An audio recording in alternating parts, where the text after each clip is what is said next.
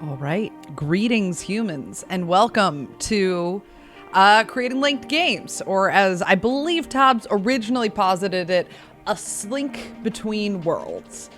And this is a really exciting day for all of us because we're going to be talking about how to create interconnected multi-game games that are going to show up in hierarchy and work the way you want to thanks to the latest patch. If you don't know about the latest patch, or you haven't launched Core today, start patching now because it's going to be magnificent.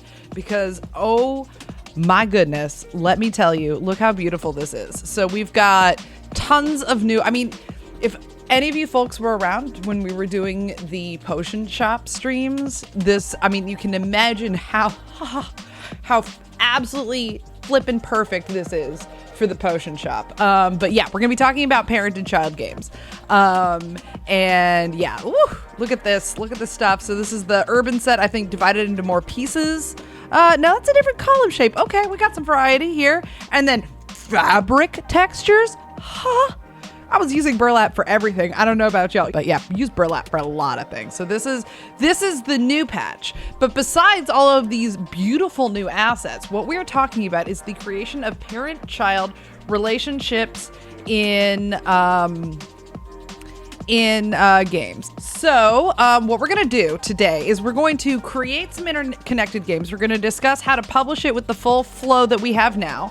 A couple of steps. Most of it is like extremely easy, frankly. So you may be able to just go ahead and get started on that without me. But we're going to make some interconnected games and show off what is kind of a theory I have about a way to more effectively manage this. Because what we've had for a while shared storage. And the shared storage video is now up on YouTube. So if you want to rewatch that and see how to create a database that you can use across multiple projects, that's going to be really relevant to this. But in general, what we're gonna do is we're just gonna create the projects and we're talking about what the parent-child thing means. So what I'm gonna do is we're gonna start with a new empty project, and this is gonna be called Lobby. And we're gonna make that here, and this is gonna be just like your, oops, okay, sure, editor, be there. So this is just gonna be my empty game. And so one of the first things I wanted to talk about was how to do a portal, because it's actually very, very easy. There are two essential ways. So the first one is I'm going to go into gameplay objects, game components, map, general, and here I will find the game portal. So if we drag this in, right, we get this game portal object. You've seen this a bunch of times. This is in a lot of like the core trailers. Cool portals, trying to think, all over Core Plaza, things like that. And you can just add this into your game. So let's first pick a game to link to. So I'm going to go to coregames.com. And so if I look at this actually by default, it already takes me to Core Plaza, but I want to do something interesting. So let's see here. What do we have? Okay. So Commander Fu was the last person to comment in chat. So what I'm going to do is I'm going to link this portal to Overrun. Okay.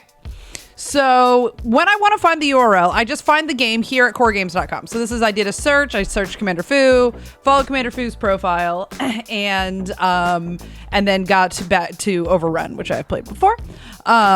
Just a little bit. No, actually quite good amount. Overrun is fun. And I'm looking at this URL at the top. So this is really close to the game ID. If I look at the top here, I'll see, and we'll just do the slinkest zoom here, where we take a screenshot of it and zoom into that. So I've got my URL and it goes coregames.com/games. And then everything after that last slash is the game ID. So it's this 6-digit number slash and then the title you created in all probability. Now it'll be the title you first published it under. So if you change the name later, then it'll still have the old one unless you like make a new copy and publish it in a different one. That is basically the source of the URL here. So I'm going to take this right here. And I'm going to put it in down here. I've selected the game portal, and in properties, you will see that there is a property down here at the bottom where it says destination game. And Destination Game is going to let us put any ID of any published game in here, including privately published games, and that's going to be part of this whole parent-child relationship. We can put it down there, and this will be a portal there. Now, slight caveat. I'm going to do that, and you're going to find that oh, what happened to my copy? Let's copy it again. So right there, out the slash, and then I should be able to here paste it. And now I've got what is theoretically linked to Overrun. Now, the thing you have to keep in mind is that this is still a local publish of a game. So if I go up to this portal, it'll be like, take the portal to another core world, and then an error occurs because it can't transfer me out of this like local simulated instance right into a core game, right? We would need to publish this first. But before we do that, let's customize this portal. So we're gonna bring it down here. And there's a couple of things I could do. So one of them is if I go to this trigger and I turn interactable off, then you will see that as soon as I go in here, it attempts to transfer me. It doesn't ask, just throws me in. So that's kind of fun if you want this feeling of like, woo, jumping through the portal to another dimension. So that's basically how I changed like the way I feel about the trigger. And now let's actually change its appearance. So we'll get out of this preview and we're going to go into Geo. And in the client context, well, this thing called Portal VFX. And you can use this for anything. If you check on community content, there are some really great mirror uses of it because there's different things we can customize. Okay, so this is Overrun that we're working on right now. So let's say I want to give it that sort of like dark feel to begin with. And we'll make this like a... That black is too black. Let's see here. So we can make it like this, like, look how much sinister and different that looks. I already love it. Okay, yeah, and so then we could say, okay, I actually want a lot more black. Why is that not? The offset is, all right, not the quantity, but something more complex. So we could make something like groovy here. Let's see here. Let's get psychedelic up in here. Get like a lime green. Oh, look at that. Look at that. Vaporwave's finest portal. And this geometry, this is literally just a ring. This isn't like one magical device that it has to be there. You could actually delete it entirely if you just wanted an invisible trigger. I could change this ring. I could say, okay, I actually want you to, let's keep the ring because it's enclosing everything nicely, but let's give it a chain link. Is chain link cool? Chain link's kind of cool, but it's not really fitting my theme. I need something, psychedelic feeling. I guess we could magic glass it. Look at that. Look at that. I can hear 60s pop just looking at this thing, right?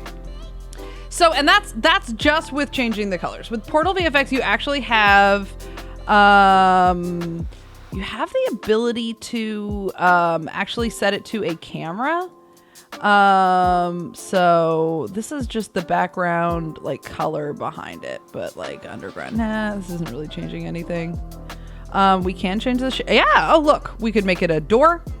Put this in a little Alice in Wonderland door, kind of like you saw with the Core Haven portals back in the day.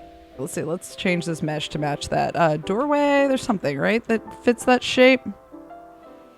Not really. That'll work, right? Well, okay.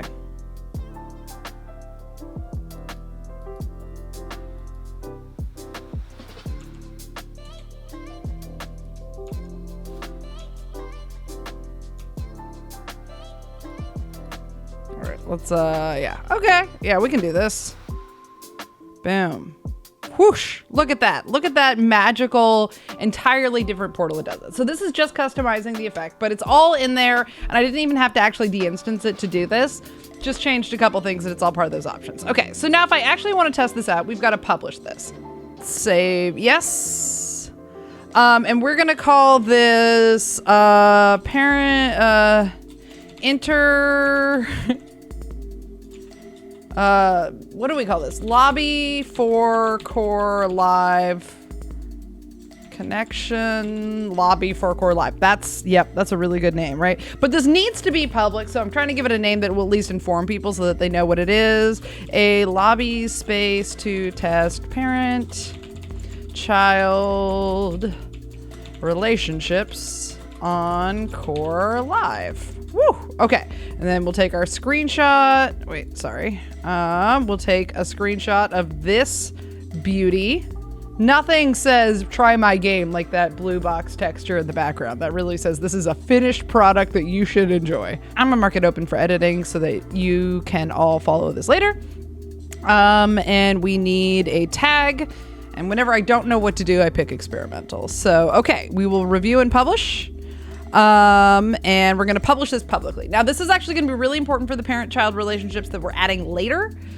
So I guess if anybody wants to join me, I'm going to jump out of this instance pretty quickly. But if you are feeling and patched and ready to jump in, I'm actually not going to play Overrun, but we're going to get there and we are going to experience the terror. And then we're going to get back to this demonstration. So like I mentioned before, if we're going to do a parent-child game, the parent is going to need to already be published. So that's kind of like the first step that you need to understand about. Now, in terms of what we're talking about, I know, this is great. All right, so I'm going to get in here and we're going to look at this beautiful portal and I'm just going to woo! And here I am, and I'm going straight into Overrun. Now, I'm in another loading screen because no one had started the game yet this morning. But, oh, nope, someone had, and that's why it was fast. Beautiful. Oh my God. Oh my God. All right. Wait. This is... I can shoot things. Okay, sorry. This was not the plan. Oh no, Money Man! Money Man, no! Okay, reload. All right, awesome. So I'm gonna close that and go back to the editor, but you see the joy of it and what we're talking about here, and we're gonna get back into this. Okay, so this was my lobby. So let's imagine that instead of wanting to make links to other people's games, which are super fun, right? If you someday wanted to do like a YouTube like playlist where you're I'm gonna play my top games of this month, it would be really nice to set up your own little lobby space, set up all your portals, and then just jump through them. People can follow you. I've seen really cool uses of this skill. It is really like a core superpower when you think about it. So there are things yet that no one has even thought of that are going to be awesome uses of these. But let's say I'm going to make a shooter that also has a tutorial level. So the way we're going to do that is we're going to create two shooters. So let's first create a new framework game. Let's see here. I'm going to pick, what is the most third person? No, not third person. Do I want third person deathmatch? Let's say third person deathmatch, right? And we're going to call this normal game. Okay. So we'll create that. And that's going to be here. And as an irresponsible creator, I'm going to customize this extremely very little. So this is going to be my first sub game. So I'm going to publish this, and to publish this as a child, this is insanely easy. This is actually laughable how insanely easy this is. So it's going to pick the last thing I publish, which is Connection Lobby for Core Live. And this is going to be the parent game. So what happens is if someone is in this game, when you see them in your friends list, and when you see the active queue, it's going to make them active in my lobby game and not this one. And this checkbox here means if someone tries to connect directly to this one, say they got the link from somewhere else or something like that, it'll actually still take them back to the other one. And we can test that now. So we're going to redirect to parent. We're going to hit the camera button for screenshots, take a nice screenshot, let everybody know this is a white box world. This is going to be normal game and just a third person default deathmatch. So nobody gets too excited, right? And yeah, that's really all that's going on here. So let's see what we need. Another tag, and this is going to be deathmatch. Easy. Done. And then we have it set as a child. Now, so this is also setting up a game as a child makes it a private game. It will not publish it publicly if it's a child game. The idea is that your parent is the only public one and the rest of these are private. All of this we could do before. What this is helping is showing that our game is active and getting people in the right place. That's it. But that's awesome because so much of jumping between games right now has a lot to do with active games, right? You've got the pause menu, you've got the active queue, and you've got your friends list are all showing what games people are in, but only if they're publicly published. So you don't see it if they're in a private game. So we're going to review and publish this, and we're going to publish the child. So a child game cannot be public. No, you can either make another public game or you can make a child game. I don't know if you can mark it. I guess you could mark it open for editing. So that's kind of interesting. So what we're going to do is we're going to follow this link to normal game. I'm going to log in on web, and then I'm going to play this. And the hope is that this is actually going to redirect me to, let's see, starting normal game will close the section. It's actually going to redirect me to lobby. And boom, it did. But you'll notice that it didn't automatically like connect these games for me. It's established a relationship between them, but building those connections is something I have to do myself. Okay, so we're gonna close this. We've tested the reconnection thing, so that's super awesome.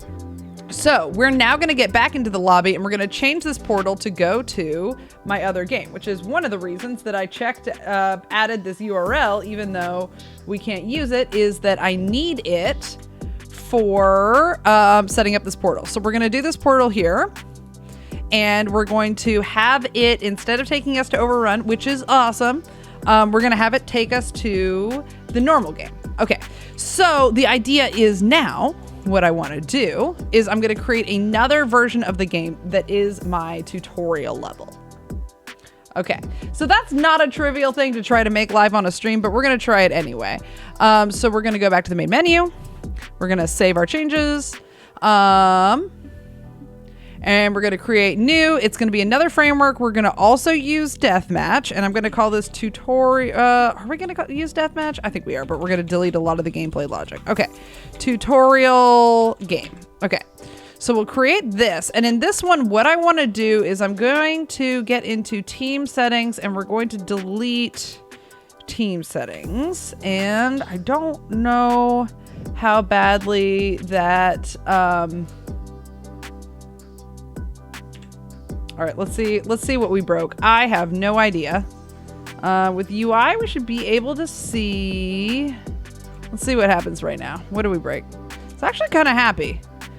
So we don't have the team lobby things. We shouldn't have anything, but we do still have our starting weapon and things like that. So my next step would be grabbing something with like the NPC kit where they have weapons. Let's see here. Here's NPC kit. And I don't know. I have never tried to just throw an NPC kit on the fly. Let's see here. So ambush camp is pretty close to what I want. Okay, it's got a lot of VFX. But let's see here. Where do I get the NPCs? I just really decided to do this. Let's look at the README. Waypoint example. Ambush camp example. And then maybe MOBA, it kind of depends on what we're trying to do, but essentially what we're trying to do is the minion camp, if I recall correctly, spawns. NPC behavior. I don't know where I find the actual NPC settings, but okay, so let's just imagine we've got this in here and we're making a new version of our game where you can run around and it's a PvE. So I would add, the dream would be that these would actually be humanoids. Here they are.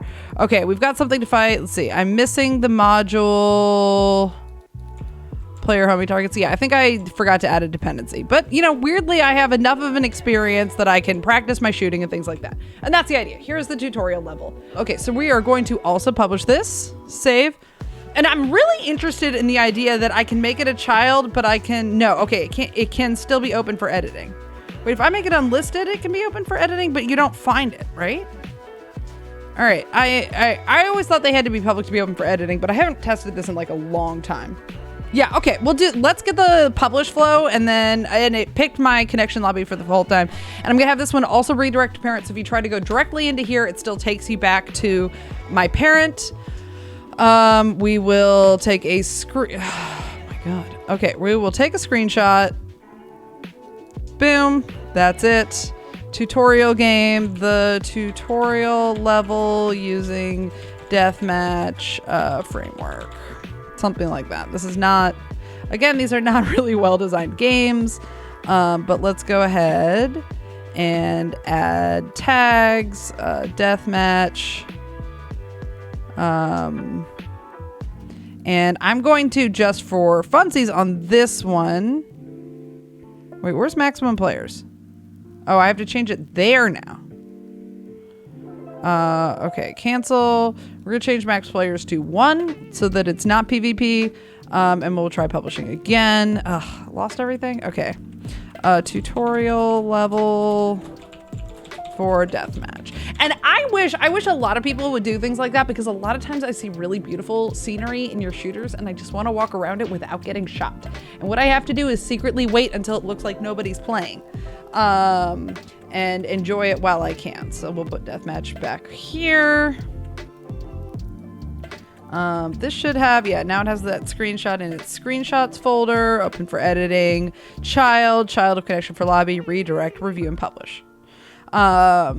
So yeah, and if you wanted to still have like a private game that is also a child of your game, so it shows you as active in your game, but you're playing this other one, you could do that and just not have the redirect so that people can jump straight into it. So I'm going to click play now, and hopefully this will actually redirect me to the main lobby, which is not going to actually have a link for the thing I said. But now I should be able to jump into this portal, which it did take me there. There we go. Gotta stay in the portal long enough. And this is still going to overrun. Oh, I didn't publish my changes. Okay, so we'll close the game.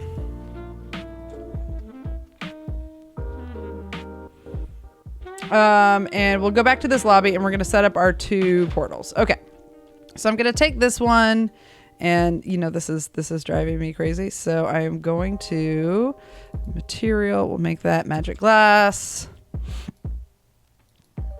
And this is going to be emissive, glow, and we'll make it like blue. Okay, and then, wow, that is a little bit blinding. I don't know if we can make this like a little less emissive. And then this is going to be metal, chrome, steel, something. And this could be, wow, there are so many materials on these. Additive soft edge. There we go. Make you like a purple. Change you into additive soft edge line. Look at that. Look at this. This is so ridiculous and amazing. Let's do it for you too. So it's sort of like ethereal and lovely. Oh, I did edge line and not additive soft edge. Boom. And the magic glass is actually going to become that. I know. This is not necessary right now, but we're about to copy them and we're setting the feel of the game, right? We want our players to understand what they're getting into. So this is going to be blue. This one's going to be green. Okay, this is actually just blinding. And this is going to be purple as well. Okay. All right. That is truly weird.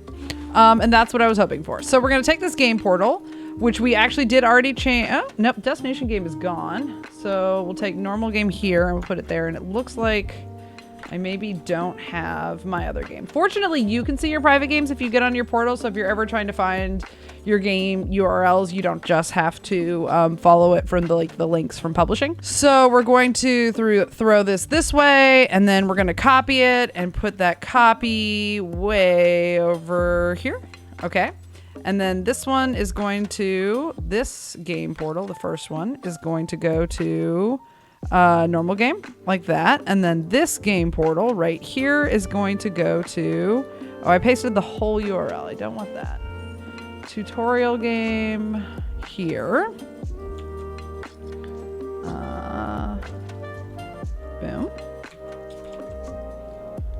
And this one, let me just double check that this is going to a real place. We need to use C here. Okay, so I'm going to I pasted the whole URL in, and I'm just going to take everything up to games / take that out, and then it's exactly the same. Okay, so we've got them here. Let's go ahead and change our floor to something strange. Oh no, it's a crash. Okay.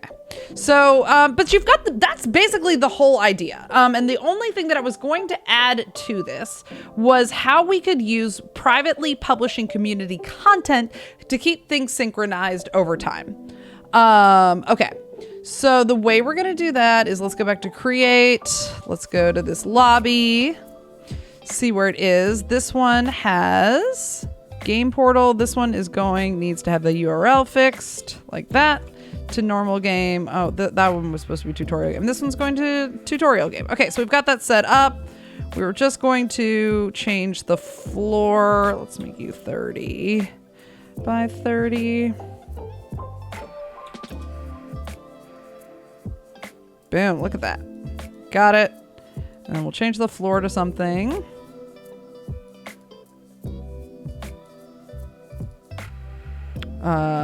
Innocuous.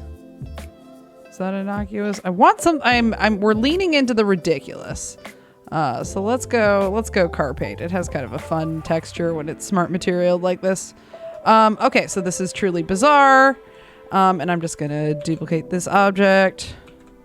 Change its mesh to pipe four-sided. This is the patented Slinkus technique for making a tiny enclosed space that you might need for testing or something like that. Bam. Okay, we did it. We're done. This is very strange. Okay, so this is the basic format. I would add some text saying, let's see here. Which one's this? This goes to the normal game. So let's just literally really jangly add some world text here. Got snapping on. We're gonna align it center. We're going to make it much larger, and this is gonna say normal game. And let me pull this up here, and then we'll duplicate that. We'll slide it over here. We'll flip it 180. And then we'll change this to tutorial game. Boom. Okay, so this is my basic game lobby. One of these should take me to the tutorial and one of these should not. So let's go ahead and publish this so that we've got the lobby. We'll take a new screenshot since it looks so much better now. Wow, look at that improvement. Rapid fire. Rapid iteration, which, you know, I'm joking, but at the same time, it really blows my mind sometimes how fast I can just make something as simple as this space with these two portals that are like, I mean, how long this would have taken me if I were just like ground up building it. Absolutely mind-boggling. Okay, so we're gonna add that there, and we are going to review and update. And update that publicly. Okay, so now the lobby version of my game should go there, and let's talk about how we would synchronize stuff between games, because this is the single hardest thing about having large interconnected games, is there is nothing that you do to one that affects any of the others unless you do it yourself. So the brute force solution to this is to create a spreadsheet, track those changes across the things, and you know, this is a careful process that's gonna have to be maintained, and that it creates some work. So what I'm hoping is, what we can do is we can go to our normal game, and let's say we decide, okay, let's lean into our theme, and let's just really quickly colorize this. So let's go, I'm going to map, environment. That's so weird. It's not a sky template. Okay. So we're going to go to sky and grab good old sci-fi 01, which I love. And we're going to delete this thing called, we'll put this in, environment, and then we'll delete these three in environment. Okay. So now we've got our weird sci-fi, and already I'm feeling better about this. So I'm going to type wall, press enter. And yeah, this is so annoying. I'm going to type white box wall and press enter. And this should select only the objects that have meshes, so that I can put meshes, but they do not have the common materials.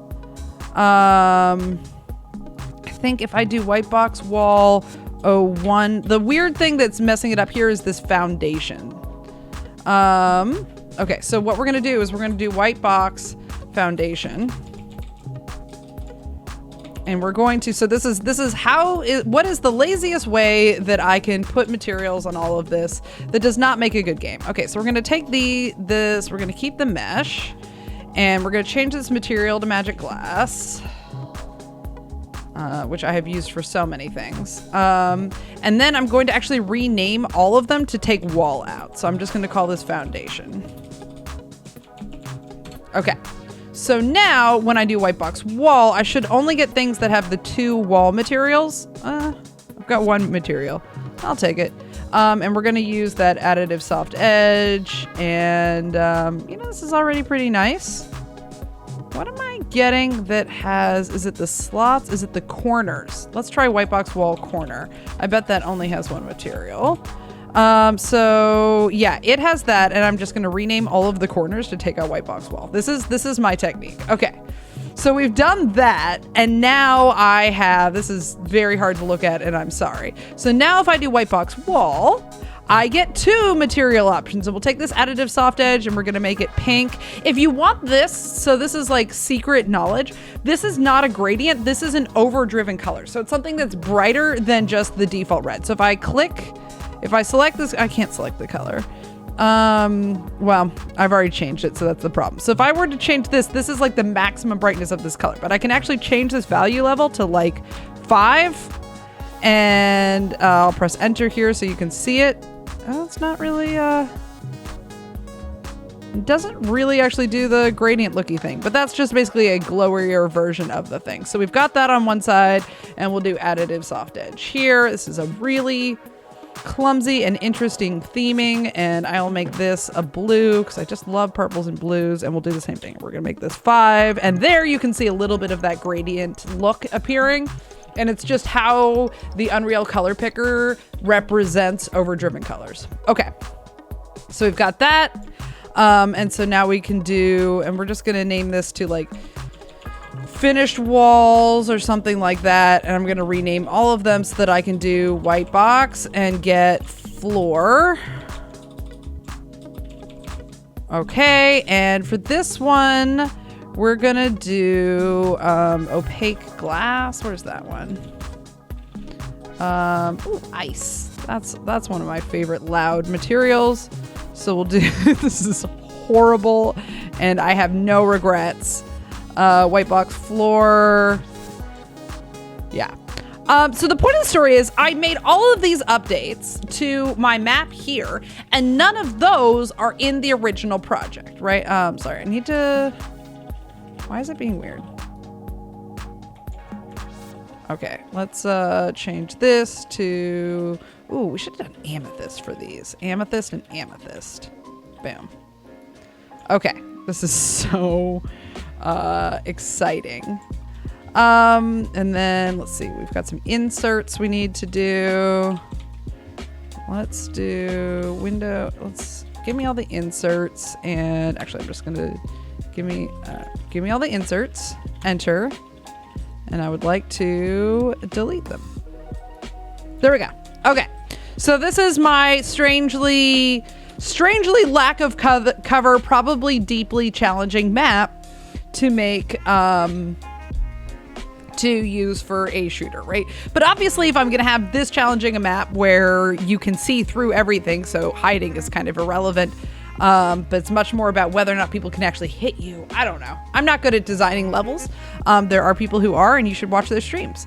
But essentially what I want to do is I want to take this map and I want to make it exactly the same. So what I'm going to do, the super lazy way, is I'm going to right click this and I'm going to say create new template from this.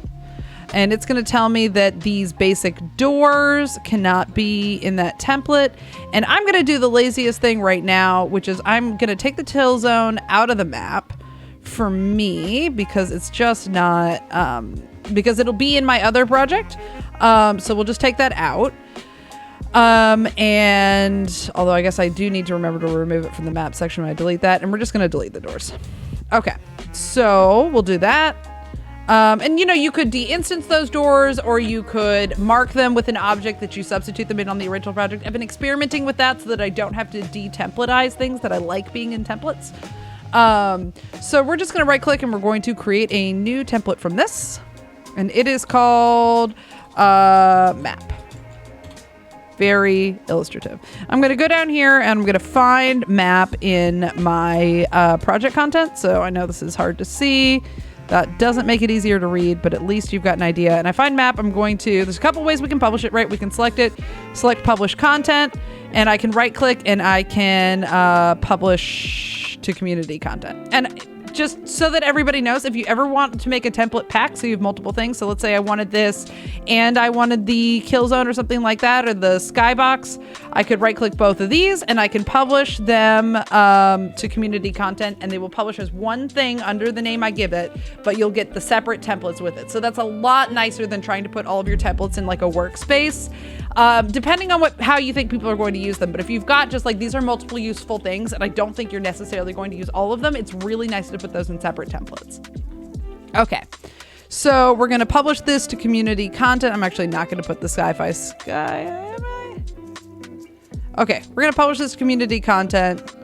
And we're going to call this map and sky. And I'm actually not going to publish this publicly. I'm going to publish this privately. And this is the idea. So if it's published privately, my account can download it anywhere and no one else will even see it. So we will take a screenshot. It looks like that. Boom. And we are going to, what do we need? A summary, map for deathmatch. That's how we'll summarize it. And we'll review and publish and put that there. Okay, boom.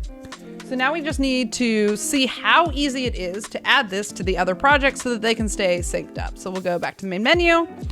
We're going to go to lobby tutorial game.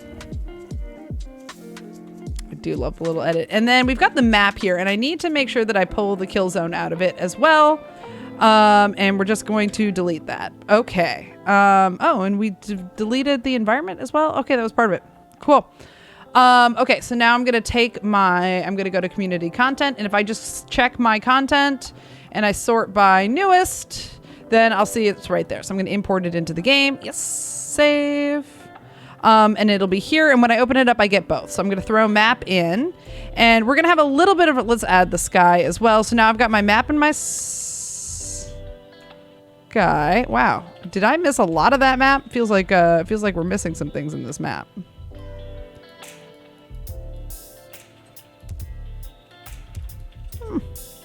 Okay, so apparently I did not grab everything in the map that I wanted to.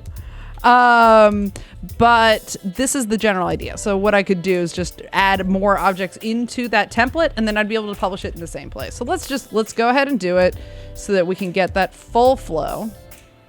Okay, so I'm going to go to normal game. I'm going to figure out what I'm missing. I've got the map, base 1, base 2. All of this should be here. Oh, but I did not make the okay, so this is about to be really annoying because the problem is I want all of the stuff that's in this map in this one, which means that I'm going to pull it out here. I'm going to take all of these objects, I'm going to add into it, I'm going to de-instance and reparent. And because what I want is, and I'll delete that, I want to publish in the same place that I did, which means I need ultimately the same parent to be the parent. I think there's a couple ways around it, but this makes sure, oh, sorry, crash. We'll launch again, but this is the central idea. So where were we? We were going back to normal game to get the map, to upload it to community content, and to kind of set up this flow. So this is the problem we found. We're going to just do this again. Let me save right now so I don't lose anything. I'm going to take all of these bases. Wait, I accidentally, what did I do? Okay, we're going to take these 4 things and we're going to drag it into map. We're going to have to de-instance and reparent to do that because it's a template. I'm going to delete that folder and I'm going to create update template from this. Show what objects can't be. The sky, that's fine. We can delete environment altogether because we already moved that over. Well, okay, sorry. We can pull environment out so that there's still a sky here. Now we'll update template from this.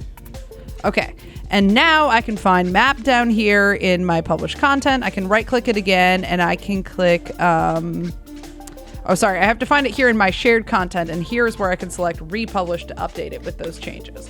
So now I've got that. We'll review and update. Everything looks great. And then hopefully we can This is great because I got to model what would happen if I made changes and I want to bring it into the project. So we're going to go back to the first project, we're going to go to the second project, tutorial game. We're going to click this, and I've got this map. And what I want to do is I want to find map and sky here, and I'm going to click download latest to get the version that I just downloaded.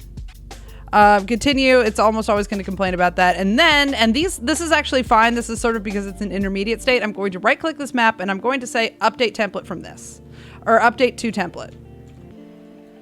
What I wanted was reset to template. Yeah.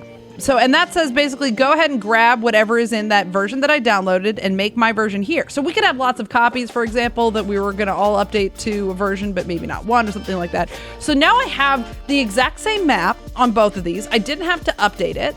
And I can kind of keep my project synchronized. So say I go in here and I'm like, you know what, this magic glass here is like not working at all.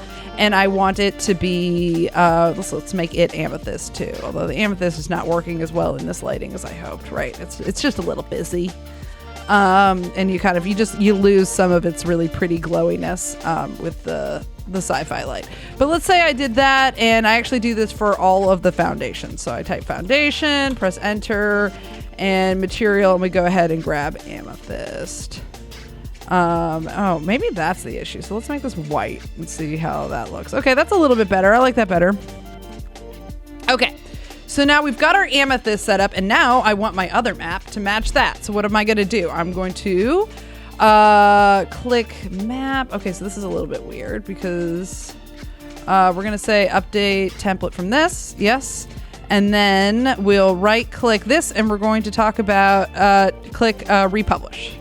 So we'll save, we'll update our changes, and we'll update this privately. Okay, and then we're gonna go back and we're gonna go back into, we were just in tutorial game. Now we're going back to normal game and we're going to right click this. We're gonna click download latest. Yes. Continue with save. I accept the risks. And then here with the map, I'm going to say reset to template. And what I should find is that now there is no longer magic glass on these, but amethyst, just like in the other ones that I did. And that's the whole workflow. This is not, obviously there's going to be more complex projects that aren't all going to work super easily this way, but the idea is you can really use community content, especially for a lot of your large structures. Anything that needs to be the same and updated, you could use it for a HUD if you don't need a lot of templates in that. And you just want to make sure that it always looks the same. You could standardize it with that. And then check out on YouTube the shared storage and video will, let me find that link. We'll show you how to use persistent storage across games, which we've had for a little while. And then setting up the parent-child relationship should allow you to have one active game. Now, the one caveat I wanted to give was that maybe you... the advantage of creating a parent game, right, is that parent game will be active. And so if you have private games that are sort of like part of that game, it will not, it will still show the game as active. So that allows you, like, I don't know if you guys have seen, but the Corehaven Chronicles is actually like 5 games because there's one for each level, and you transport it from that central hub. So now people will look active in that central hub as they're playing the actual game. I would not suggest, now of course, you know, you are a creator, so do whatever you want. I would not suggest making just your social hub your main one, because when someone's deciding to play your game, now they're deciding to play social hub and not any of like the really cool games with their cool names and different rule sets. It's really good to advertise what the game actually is. So use this in a way that helps you, and if that helps you, then awesome. And then also make sure that creators can still see the content that your games have.